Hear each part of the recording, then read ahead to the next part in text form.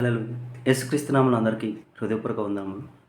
ప్రత్యేకమైన సమయంలో ఈ ప్రత్యేకమైన రోజు యొక్క వాగ్దానంతో మీ ముందుకు వచ్చున్నాను.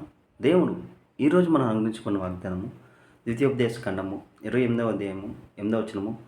నీవు చేయు ప్రయత్నం అన్నిటిలోనూ నీకు దీవెన కలిగినట్లు యెహోవా ఆజ్ఞాపించును. హల్లెలూయా. ఈ వాగ్దానం ద్వారా మనం దీవించబడును గాక. ఈ వాగ్దానం ద్వారా మనం ఆశ్రయించబడును గాక. ఆమేన్. ఎప్పుడైతే ఇచ్చిన వాగ్దానం బట్టి అడుగుతామో అడిగిన సమస్తాన్ని దేవుడు మనకి అనుగ్రహిస్తాడండి.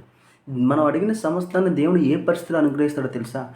ఎప్పుడైతే మనం నజరైన యేసుక్రీస్తు మనం విశ్వసించున్నామో, మన కొరకు ఆయన మరించి తిరిగి లేచిన విశ్వసించున్నామో, ఆ విశ్వాసం ద్వారా ప్రతి ఒక్కదాన్ని మనం పొందుకునేవారిలాగా మారిపోయాము. కాబట్టి ఈరోజు మనం ఎలా ఉన్నారో చెప్పనా? ప్రతిదీ ఆల్రెడీ దీనిలో క్రీస్తు జయించున్నాడు. క్రీస్తు ద్వారా దీంట్లో నాకు జయం కలుగుతుందని ఎప్పుడైతే విశ్వాసం నువ్వు చేసే ప్రతి పనిలో ప్రారంభిస్తావో, ప్రారంభించిన ప్రతి దాంట్లో నీకు విజయము కలుగుతుంది. అలాగే ఇచ్చిన వాగ్దానం నీవు చేయ ప్రతి ప్రయత్నంలోనూ నీకు దీవెన కలిగినట్లు ఆల్రెడీ సమస్త విషయంలో దీవెనకరంగా యేసుక్రీస్తు చేసేస్తున్నాడు. ఆ దీవెనలు ఎప్పుడైతే ఆయన మీద మనం విశ్వాసం ఉంచి దాంట్లో మనం ముందుకు వెళ్తామో, ఆ విశ్వాసం ద్వారా ఆయన పొందిన యొక్క విజయం ద్వారా ఈ యొక్క దీవెనకరమైన వాతావరణంలోకి మనము ప్రవేశిస్తాము. ఈరోజు ప్రతి ఒక్కరు ఏదైతే వ్యాపారాలు మొదలుపెట్టినారో, ఏదైతే ఉద్యోగాలు చేస్తున్నారో, ఏదైతే ప్రమోషన్స్ కోసం ఎదురు చూస్తున్నారో, మీరు చేయు ప్రయత్నంలో దేవుడు మీకు నూతనమైన మీరు ఊహించలేని గొప్ప విజయాన్ని దేవుడు మీకు అనుగ్రహించునుగాక. ఆమేన్. దేవుడు ఏమన్నాడు? అడుగుడి మీకు ఇవ్వమన్నాడు. మనం అడిగిన వాటికంటే ఊహించబడిన దేవుడు అత్యధికంగా అనుగ్రహిస్తాడు. ఈరోజు మీరు ఏదైతే అడుగుచున్నారో అడిగిన సమస్తం ఈరోజు మీరు పొందుకొనుగాక. ఆమేన్. ప్రార్థించుకుందామా?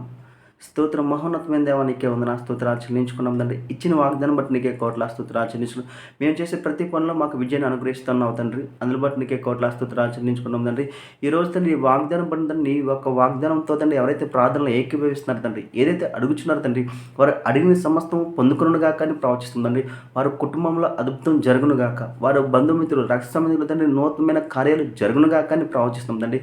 ప్రతి ప్రయాణాల తండ్రి మీరే తోడని నడిపించండి తండ్రి. ఇదిగో తండ్రి వారు ఏదైతే ప్రయాణం తండ్రి ప్రతి ప్రయాణం తండ్రి భద్రపరచబడినగా కానీ ప్రవచిస్తాం తండ్రి.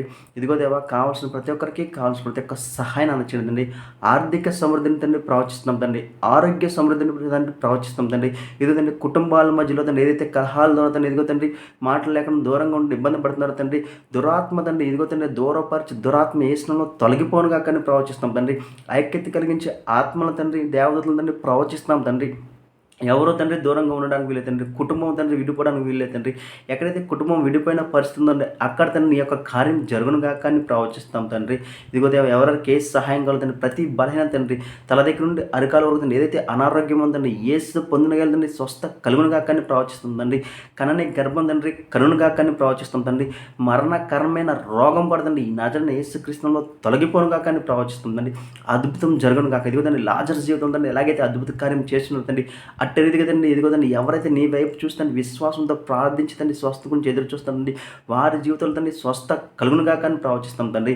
కావాల్సిన ప్రతి ఒక్కరికి కావాల్సిన ప్రతి ఒక్క సహాయాన్ని అందచేయమని నజరేయుడైన యేసుక్రీస్తు నామములో అడిగి వేడుకొంచున్నాం తండ్రి. ఆమేన్. అందరికీ హృదయపూర్వక వందనములు.